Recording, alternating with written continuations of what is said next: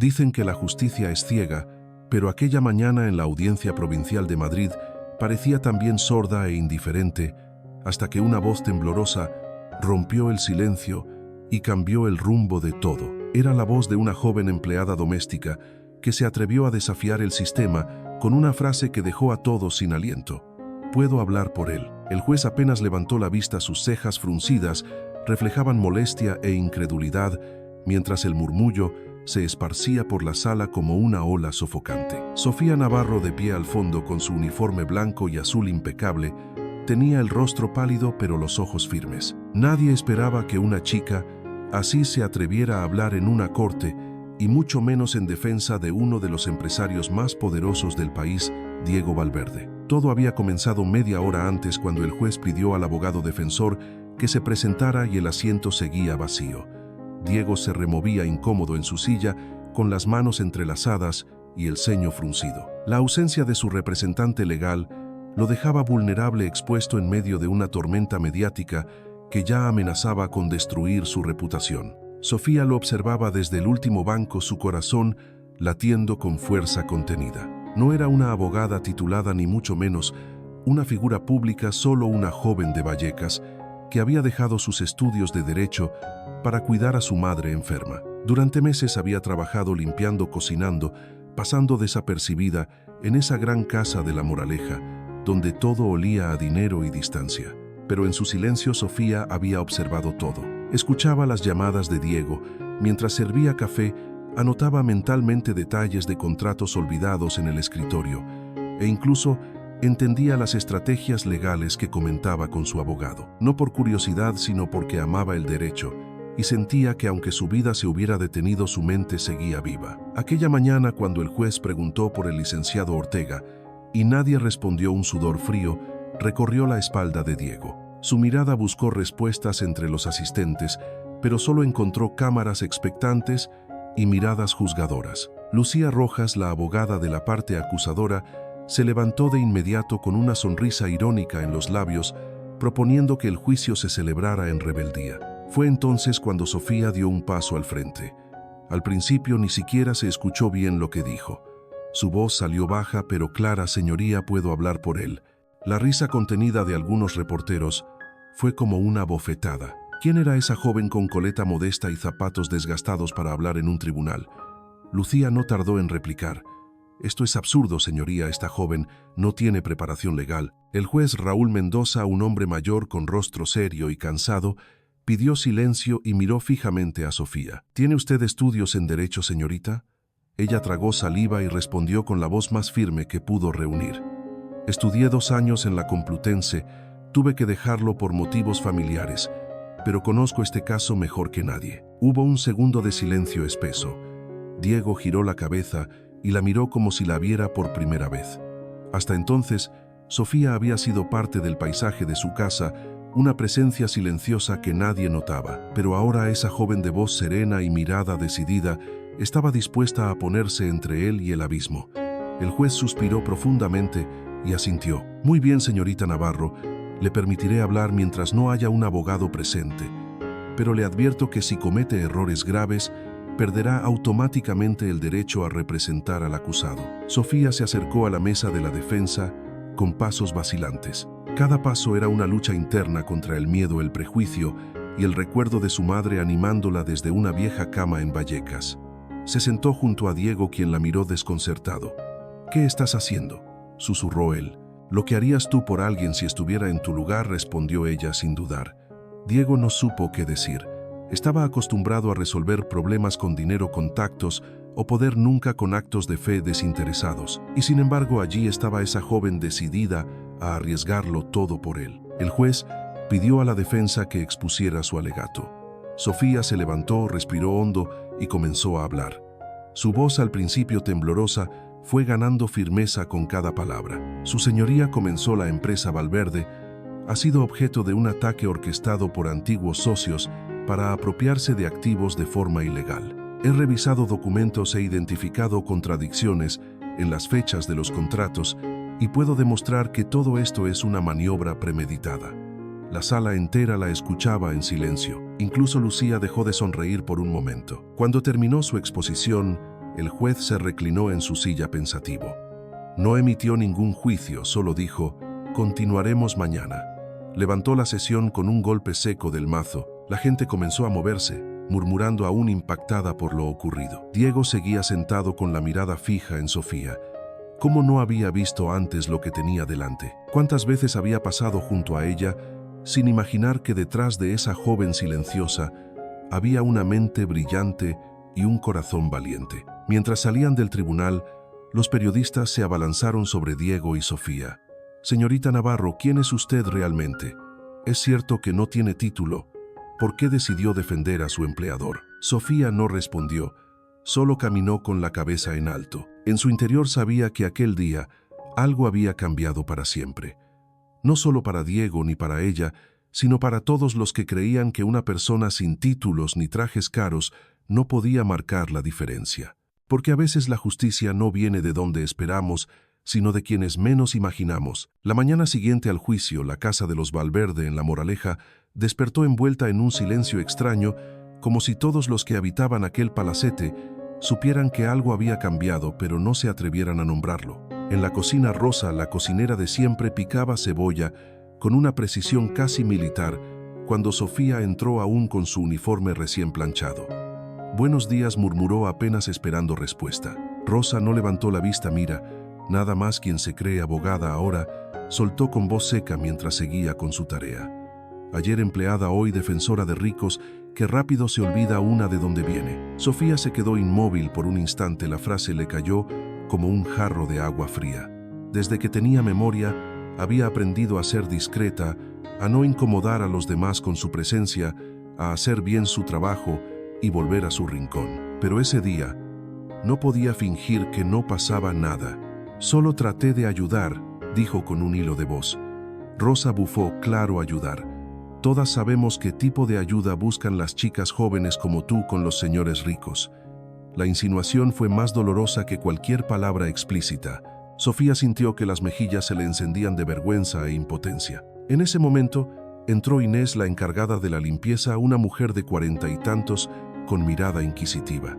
«Los periódicos dicen que don Diego te va a recompensar con una fortuna», dijo como quien lanza un veneno suave. «Apuesto a que ya tienes todo planeado para salir de aquí y no mirar atrás». «No es así», balbuceó Sofía. «Yo ni siquiera sabía que el abogado iba a faltar.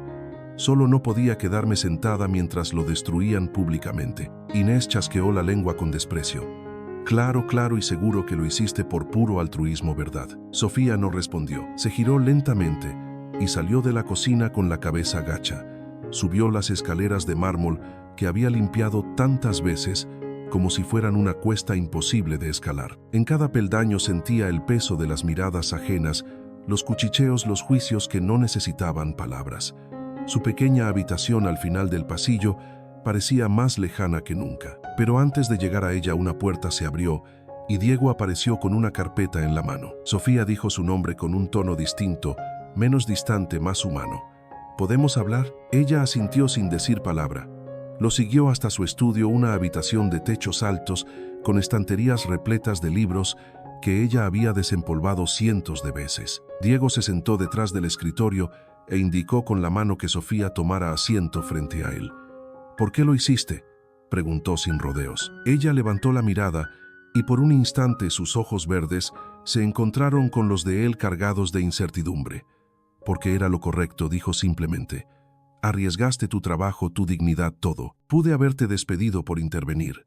Lo sé, pero no podía quedarme de brazos cruzados mientras era evidente que te estaban tendiendo una trampa». Diego abrió la carpeta y la empujó suavemente hacia ella. «Estas son las notas que preparé anoche, después del juicio», dijo. «Me gustaría saber qué opinas». «Señor», empezó a decir ella, pero él la interrumpió. «Puedes decir, Diego, cuando estemos solos». Eso sonó extraño en sus labios, y a ella le costó pronunciarlo. «Diego, no sé si estoy capacitada. Tú conoces este caso mejor que nadie», respondió él. «Si no fuera por ti, habría perdido el control total. Quiero que me ayudes». Sofía tomó los documentos y comenzó a leer. A medida que pasaban los minutos, su ceño se fruncía cuando detectaba inconsistencias, sus ojos brillaban cuando encontraba conexiones útiles. Diego la observaba en silencio, notando pequeños gestos que nunca había percibido antes, cómo se mordía el labio inferior cuando pensaba, o cómo apoyaba ligeramente el bolígrafo en la mejilla cuando dudaba. «Aquí hay algo que no cuadra», dijo señalando una cláusula. «Las fechas no coinciden con los movimientos de fondos. Puede que haya falsificación o una alteración deliberada de los registros». Diego se acercó para mirar por encima de su hombro y al hacerlo sus manos rozaron las de ella. Ambos se apartaron al instante como si se hubieran quemado. «Lo siento», murmuró ella. «Está bien», dijo él con voz baja. El resto de la tarde pasaron revisando los papeles en silencio, compartiendo ideas, notas y observaciones. A medida que avanzaban, Diego se daba cuenta de que Sofía no solo era valiente, sino brillante. Tenía una mente estructurada, un instinto legal que no se aprendía en los libros, sino en la vida misma. Cuando don Ramón, el jardinero de siempre, tocó la puerta para avisar que había terminado con los rosales, los encontró sentados lado a lado como dos colegas. El viejo los observó por un segundo y luego le guiñó un ojo a Sofía al marcharse. Ella le devolvió una sonrisa tímida, la primera en días. Al caer la noche, Sofía se levantó para regresar a su habitación. Pero antes de salir, Diego la detuvo con una mano en el hombro. «Sofía, sé que las otras empleadas han dicho cosas desagradables». Ella bajó la mirada avergonzada. «No les hagas caso», continuó él. «Lo que hiciste ayer requiere más valor del que muchos tienen en toda su vida». «Gracias, Diego», susurró ella con los ojos brillantes de emoción contenida.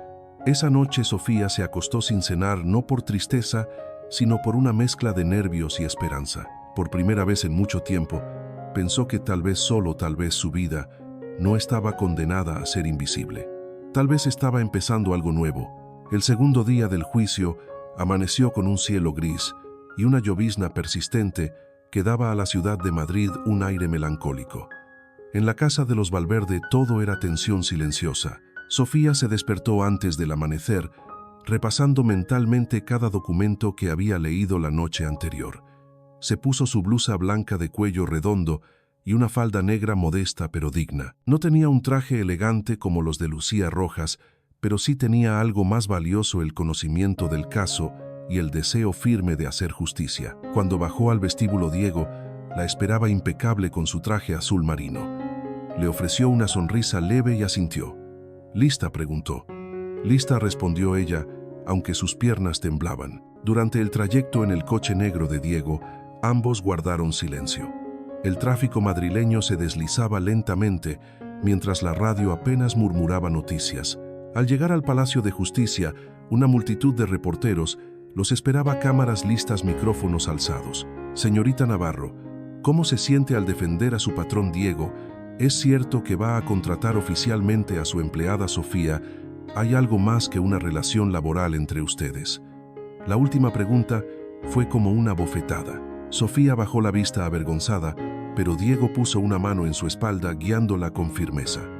«Ignóralos», murmuró, y el calor de su voz le dio un pequeño impulso de coraje. Dentro del tribunal, la escena era distinta a la del día anterior. Ahora había más asistentes, más periodistas, y en las primeras filas, Sofía reconoció a algunos trabajadores de la empresa Valverde que habían venido a mostrar su apoyo. Don Ramón también estaba presente, sentado en la tercera fila, con su gorra en la mano y la mirada serena. Lucía Rojas los esperaba junto a la mesa de la acusación, con una sonrisa cargada de veneno. «Veo que la empleadita volvió», comentó al pasar. «Qué pintoresco». Sofía no respondió, solo la miró con calma. «Licenciada Rojas, espero que haya traído argumentos mejores que los de ayer». Cuando el juez Mendoza entró en la sala, todos se pusieron de pie. Se notaba en su rostro que la atención mediática del caso lo tenía incómodo pero decidido. «Señorita Navarro, puede comenzar con su alegato», dijo con tono neutro. Sofía se puso de pie, tomó aire y caminó hacia el centro. «Su señoría», dijo con voz clara, «durante la revisión de este caso, he encontrado evidencias que sugieren no solo una falta de fundamento en la demanda, sino la existencia de una conspiración premeditada para dañar a la empresa del señor Valverde». Un murmullo recorrió la sala. Sofía levantó una carpeta con seguridad. «Aquí tengo una serie de correos electrónicos entre los antiguos socios del señor Valverde y varias empresas competidoras fechados 3 meses antes del supuesto incumplimiento contractual. En estos mensajes se discute el sabotaje deliberado de proyectos específicos, con el fin de justificar la demanda. Lucía se puso tensa. Diego la miraba con asombro absoluto. Él no tenía idea de dónde había sacado esa información. Además, continuó Sofía, encontré registros bancarios que muestran transferencias sospechosas entre estas empresas y los demandantes justo antes del inicio del conflicto legal. Lucía se levantó bruscamente. Objetó su señoría, esta información no fue presentada en el proceso de descubrimiento. El juez la miró con calma. Señorita Navarro, ¿puede explicar cómo obtuvo esos documentos? Sofía asintió. Antes de trabajar como empleada doméstica, tenía un pequeño negocio de consultoría contable en Vallecas. Una de mis clientas era la secretaria de uno de los socios demandantes. Ella me contactó al enterarse de mi relación laboral con el señor Valverde y me entregó esta información preocupada por lo que había descubierto. Tengo copias de los correos, registros bancarios, grabaciones de voz y testimonios firmados. La revelación cayó como un rayo. Sofía se mantuvo firme. Señoría, este caso no es solo sobre contratos, es sobre fraude empresarial, chantaje y abuso de poder. Lucía intentó rebatir, pero no hay pruebas de que esta joven haya obtenido estos documentos de forma legal. Señoría, esta mujer fue empleada de limpieza hasta hace poco. ¿Espera que creamos esta historia? Entonces Sofía hizo algo inesperado. Sacó un recorte de periódico y lo sostuvo en alto. Aquí está la nota del año 2020 cuando recibí el premio a la mejor PAIM joven de Vallecas. También tengo mis registros fiscales y declaraciones juradas. He existido mucho antes de ser invisible en esta casa. La sala permanecía en silencio. El juez Mendoza asintió. Presente todas las pruebas que tenga, dijo con voz firme. Este caso ha dado un giro importante. Durante la hora siguiente, Sofía desgranó documentos, fechas, conexiones.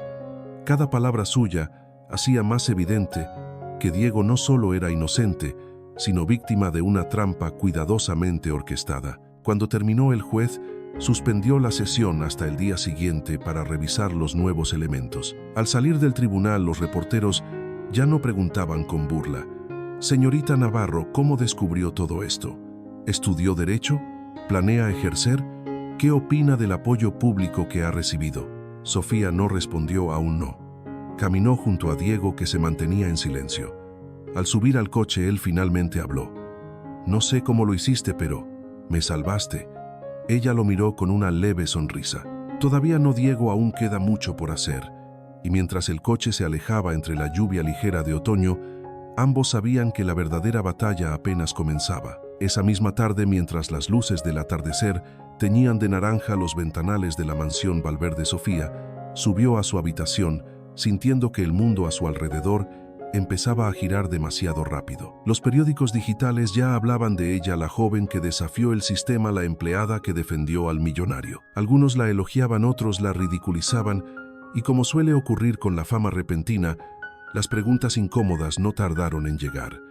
A las 6 en punto, Rosa entró en la cocina con el móvil en la mano y el rostro tenso. «Sofía, tienes que ver esto». Sofía bajó corriendo con un nudo en el estómago. En la pantalla del móvil aparecían titulares que le helaron la sangre. Fotos comprometedoras del pasado de la abogada improvisada. ¿Quién es realmente Sofía Navarro? Era como una pesadilla que regresaba para arrancarle lo poco que había construido. Imágenes suyas de años atrás, con ropa provocativa en poses forzadas. La misma sesión que había intentado enterrar en su memoria aparecía ahora como una amenaza real. Sofía salió al jardín buscando aire. Don Ramón la vio desde la distancia, pero no dijo nada, solo la siguió con la mirada, como si supiera que algo grave estaba por estallar. Diego la encontró sentada en un banco junto a los rosales. «¿Estás bien?», preguntó acercándose. Ella no respondió al principio, solo miraba al suelo. Luego levantó la vista con lágrimas en los ojos. «Hay algo que no te conté», dijo con voz temblorosa. «Cuando tenía 17 años, mi madre enfermó de cáncer, no teníamos dinero, y yo estaba desesperada. Un hombre me ofreció trabajo como modelo, me prometió que sería profesional, ropa, revistas. Pero al llegar al estudio todo cambió. Me pidió que usara menos ropa, que posara de formas que no entendía. Era menor, Diego, y no supe cómo decir que no». Diego se sentó junto a ella sin hablar. «Las fotografías nunca debieron salir a la luz», continuó Sofía. «Él me dijo que eran privadas, pero luego aparecieron en sitios inapropiados. Cambié mi nombre, me alejé de todo y empecé de nuevo. Pensé que si nadie lo sabía podría olvidarlo, pero ahora todo el mundo lo sabrá. Diego le tomó la mano. Sofía, tú no hiciste nada malo. Tenías 17 años, fuiste víctima de un depredador. No debes avergonzarte, tú no eres la culpable. Ella lo miró con los ojos enrojecidos. La gente no lo verá así. Verán las fotos y pensarán lo peor. Pensarán que llegué hasta aquí por esos medios. Diego negó con la cabeza con firmeza. No voy a permitir que eso pase. Llamaré a mi equipo legal, a Relaciones Públicas, lo detendremos. Pero Sofía ya había tomado una decisión. No, Diego, no voy a esconderme. Si lo niego pareceré culpable. Si lo oculto me perseguirá siempre. Quiero enfrentarlo. Quiero contarlo yo misma. Diego la miró sorprendido. ¿Estás segura? Esto va a ser difícil, lo sé. Pero si no lo hago ahora jamás podré volver a mirarme al espejo.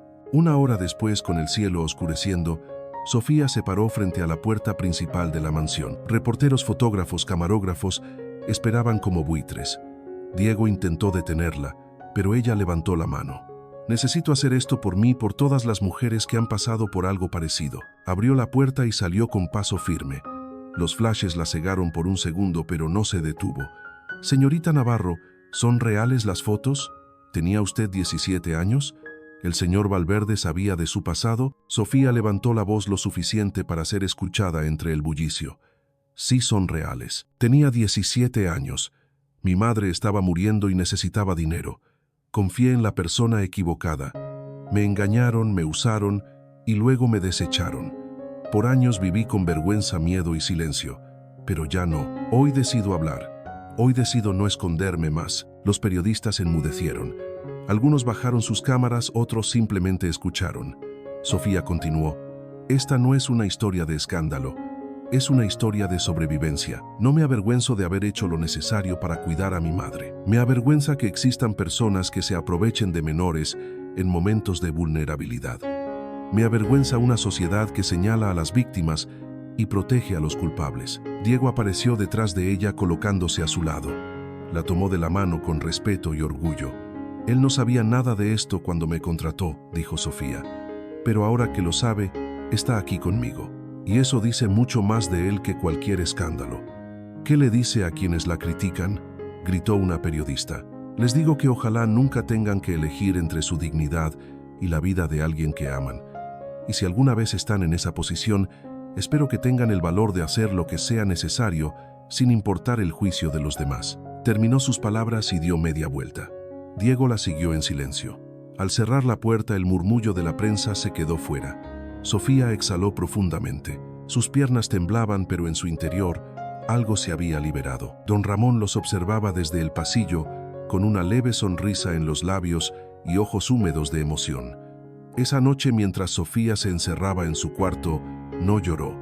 Por primera vez en mucho tiempo sintió paz. Sabía que aún quedaban muchas batallas por delante, pero acababa de ganar la más importante, la de aceptarse a sí misma tal como era. La mañana siguiente trajo consigo una brisa suave y un cielo limpio, como si el universo quisiera ofrecerle a Sofía un respiro tras la tormenta. En las redes sociales su nombre seguía en tendencia, pero esta vez no eran insultos ni insinuaciones maliciosas. Eran mensajes de apoyo.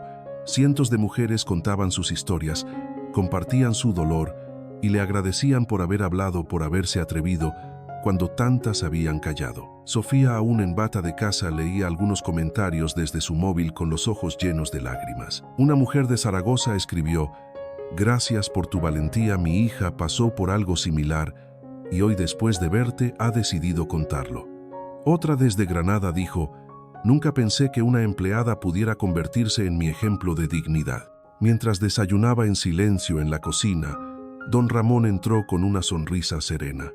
«¿Sabes que hay gente esperándote afuera?», preguntó. Sofía lo miró sin entender. «¿Quién? Ven y lo verás». Al salir al jardín delantero, encontró a unas 20 mujeres de distintas edades de pie frente al portón con pancartas hechas a mano que decían: «No estás sola, gracias Sofía, y basta de silenciar víctimas». Algunas llevaban flores, otras solo su presencia, pero todas compartían una mirada común de respeto y gratitud. Diego se acercó desde el vestíbulo, observando la escena con asombro. «¿Qué vas a hacer?», preguntó.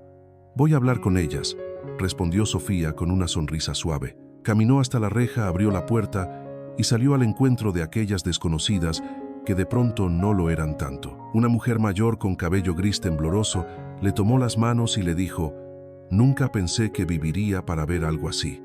Tú nos has dado voz». Otra más joven abrazó a Sofía sin pedir permiso mientras lloraba en silencio. Sofía no dijo mucho, solo escuchó, asintió y permitió que aquella ola de afecto la envolviera como un manto tibio en pleno invierno. Después de más de una hora regresó a la casa con los ojos hinchados, pero el corazón liviano. Diego la esperaba en el salón con un sobre en la mano. «Me llegó esto», dijo entregándoselo. «Es del Colegio de Abogados». Sofía lo abrió con manos temblorosas. Dentro había una carta impresa con membrete oficial. El texto era breve pero contundente. En reconocimiento a su actuación destacada en defensa legal y por su compromiso con la justicia, este colegio le otorga una beca completa para retomar sus estudios de Derecho en la Universidad de Sevilla. La carta terminaba con una frase que Sofía no olvidaría jamás: «El talento y la integridad no entienden de uniformes ni de estratos sociales».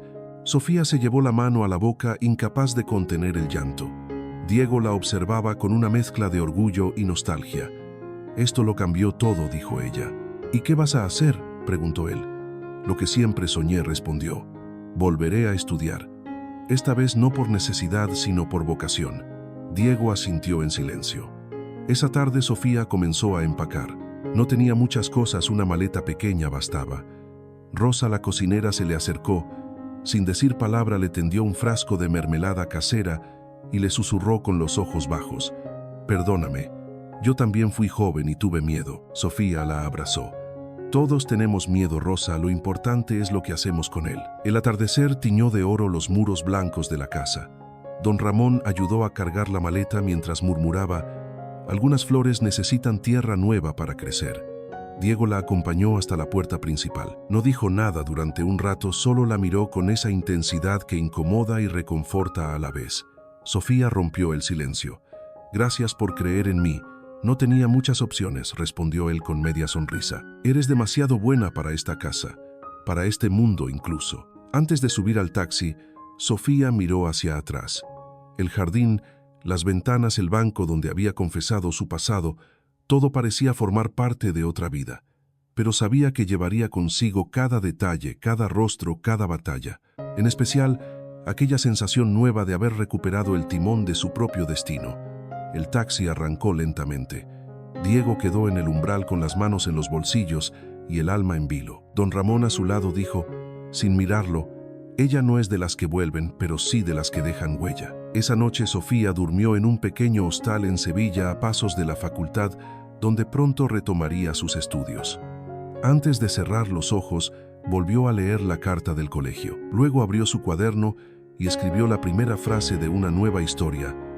«Hoy empieza mi segunda vida, y esta vez no pienso esconderme». La noticia de que Sofía se iría a Sevilla corrió por la casa como un susurro entre paredes antiguas. Nadie lo decía en voz alta, pero todos lo sabían. Rosa cocinaba en silencio. Inés limpiaba sin comentar nada. Don Ramón regaba las plantas con una lentitud más meditada. Diego, por su parte, pasaba más tiempo en su despacho, mirando por la ventana sin realmente ver nada. Era como si la inminente ausencia de Sofía ya estuviera presente, flotando en cada rincón. La tarde anterior a su partida, Diego la llamó al jardín. Había mandado colocar luces pequeñas entre los arbustos y unas sillas bajo el limonero. En el centro, una mesa con una jarra de agua fresca, unas copas de vino y una caja de madera. «¿Qué es todo esto?», preguntó Sofía sorprendida. «Es una cena de despedida», dijo él, sin mirar directamente. «No quise que te fueras sin al menos darte las gracias como mereces». Sofía sonrió con tristeza. «No hacía falta, Diego». «Claro que hacía falta», respondió él.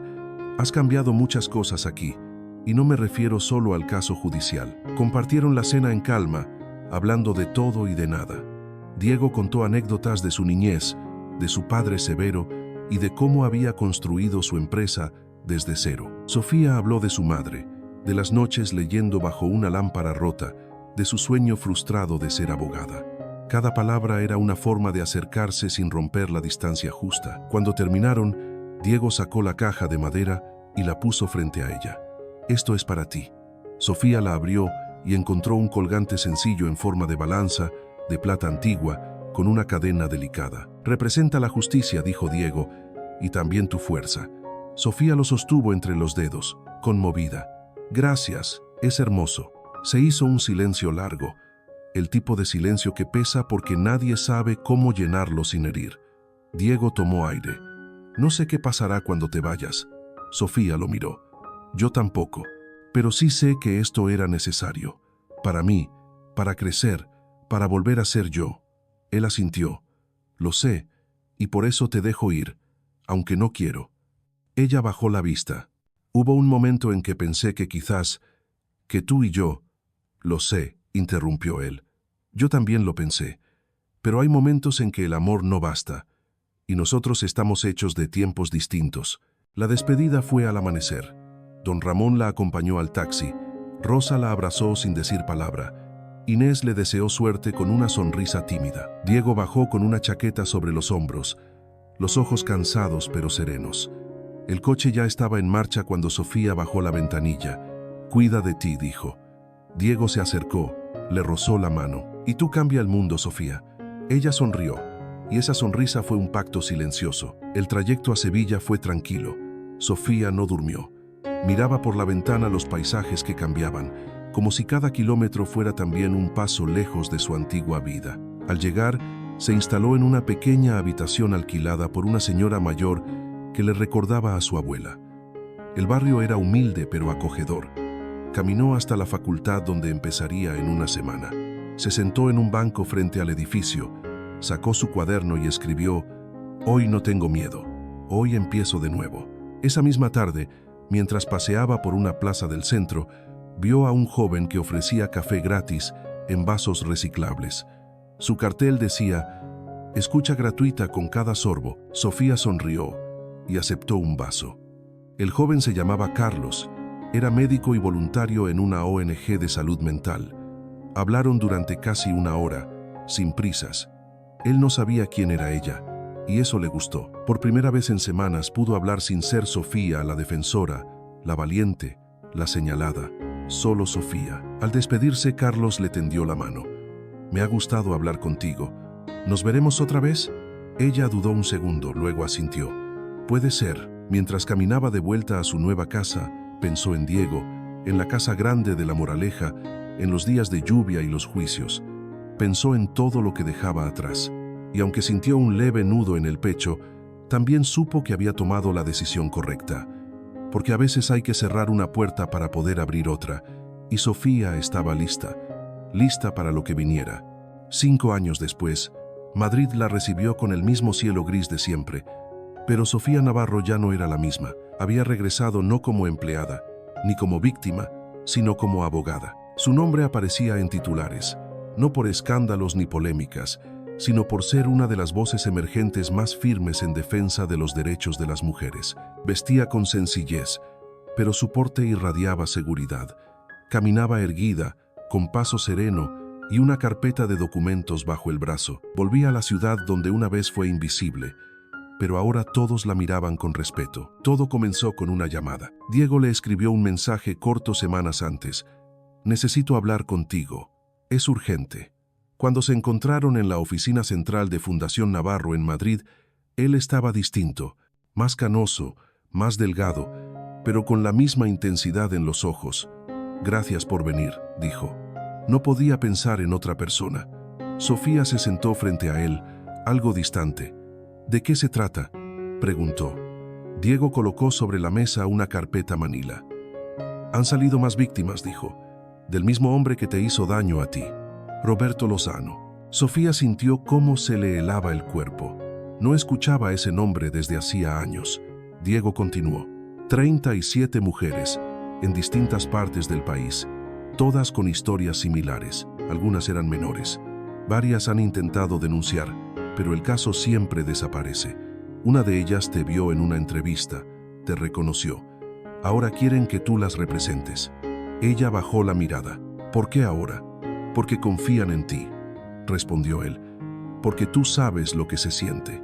Porque tú ya lo venciste una vez, aunque el sistema no haya hecho justicia entonces». Sofía se tomó unos días para pensar. Volvió a Sevilla, habló con Carlos, ahora su pareja estable, médico y compañero incondicional. Él la escuchó en silencio y al final dijo solo una frase: si puedes ayudar a una sola de ellas, ya valdrá la pena. Esa noche, Sofía no durmió. Releyó antiguos apuntes, revisó leyes actualizadas y al amanecer ya había tomado su decisión. Volvería a Madrid, no como una sombra, sino como una antorcha. La reunión con las víctimas se celebró en una sala amplia del edificio de la Fundación. 37 mujeres, desde adolescentes hasta adultas mayores, todas marcadas por un dolor compartido. Sofía entró con el corazón latiendo fuerte. Les habló sin tecnicismos, sin frialdad. Les habló como quien ha estado ahí, como quien no solo comprende sino que siente. Yo fui una de ustedes, comenzó. Sé lo que es tener miedo, vergüenza, rabia. Sé lo que es callar, pero también sé lo que es hablar. Y por eso estoy aquí. Una a una, las mujeres comenzaron a contar sus historias. Había sollozos, miradas rotas, silencios eternos, pero también había fuerza, mucha fuerza. Sofía tomó notas, respondió preguntas, abrazó a quienes lo necesitaban. Al final del día, las 37 firmaron una autorización para que ella las representara legalmente. Era oficial. Se abriría una demanda colectiva contra Roberto Lozano. En los días siguientes, Sofía trabajó sin descanso. Recolectó pruebas, testimonios, fotografías, correos, llamadas. Cada detalle era una pieza del rompecabezas. Diego puso a disposición todos los recursos de la fundación. Carlos viajaba los fines de semana para verla, y aunque el cansancio era evidente en su rostro, Sofía nunca se rindió. Esta vez no permitiría que la historia se repitiera. Esta vez la justicia no sería una ilusión. Una mañana, mientras organizaba documentos en su despacho, recibió una carta sin remitente. Al abrirla, solo había una hoja con letras recortadas de revista. Vas a arrepentirte. Sofía cerró los ojos y respiró profundo. Ya no era una niña, ya no se dejaba intimidar. Guardó la carta como prueba y siguió trabajando. No se lo mencionó a Diego, ni a Carlos, no por ocultarlo, sino porque ya no necesitaba protección. Sabía cuidarse sola.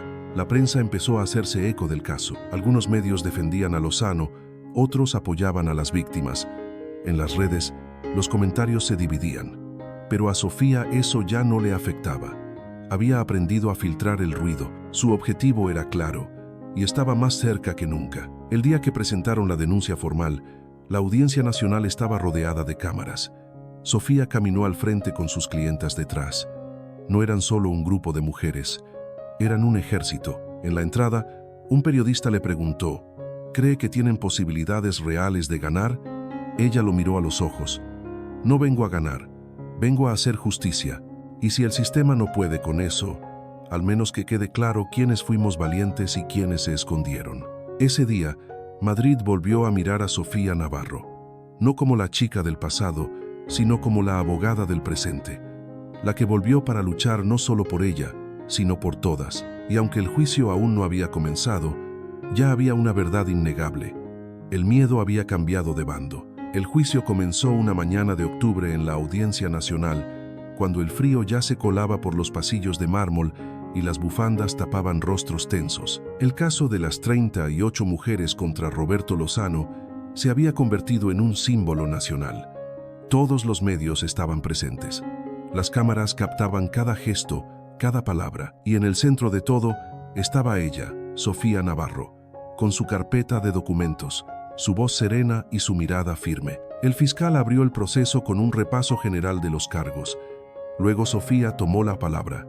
Señorías, dijo, estas mujeres no están aquí por venganza, están aquí por verdad. Cada una de ellas ha cargado con un silencio que no merecía. Y yo estoy aquí porque una vez también guardé ese silencio, porque sé lo que cuesta romperlo. Caminó por la sala despacio, mostrando fotografías, fechas, pruebas cruzadas. Las caras de los jueces pasaban de la incredulidad al asombro. Cada testimonio era una herida abierta, pero también una prueba contundente. Durante 3 días se escucharon las historias. Hubo lágrimas, gritos ahogados, rabia, Lozano negaba todo con arrogancia, con la frialdad de quien cree estar por encima de la ley. Pero cada prueba, cada documento presentado por Sofía, desmontaba una mentira más. Y entonces llegó el momento que cambiaría todo. Ella pidió permiso para hablar como víctima. Se levantó, caminó al centro y dijo: «Señor Lozano, esa joven en la foto, soy yo». Un silencio pesado cayó sobre la sala. Ella continuó: «Yo fui la número 1. La primera, tenía 17 años. Usted me prometió respeto y me dio vergüenza. Me prometió trabajo y me dio miedo. Pero hoy, frente a usted, ya no tengo miedo». Los jueces escuchaban en silencio. Lozano miraba a un punto fijo sin expresión. Sofía cerró su alegato con voz firme: «No estoy aquí para destruirlo.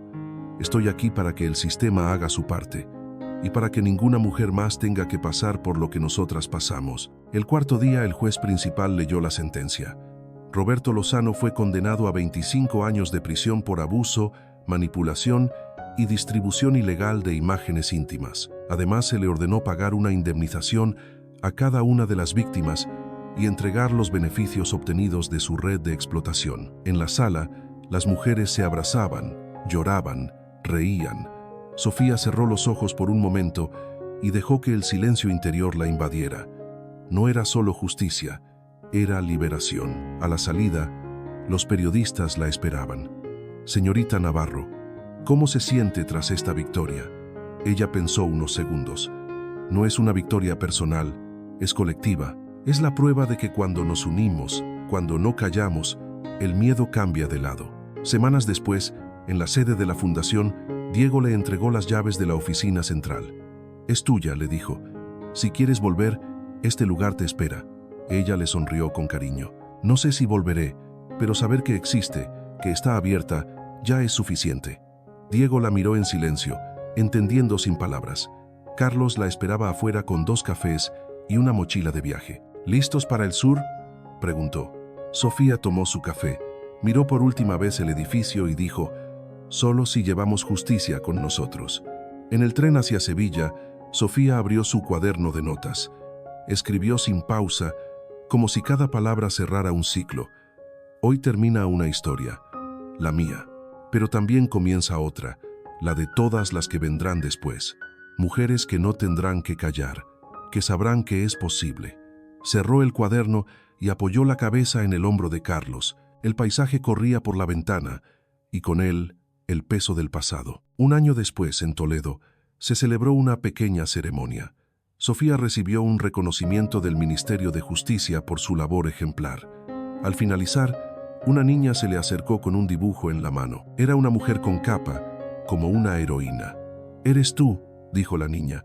Sofía se agachó, la miró a los ojos y le dijo: «No, mi cielo, esa también puedes ser tú». Y así, en un país que aprendía a escuchar, en una sala llena de historias por contar, Sofía Navarro encontró su lugar.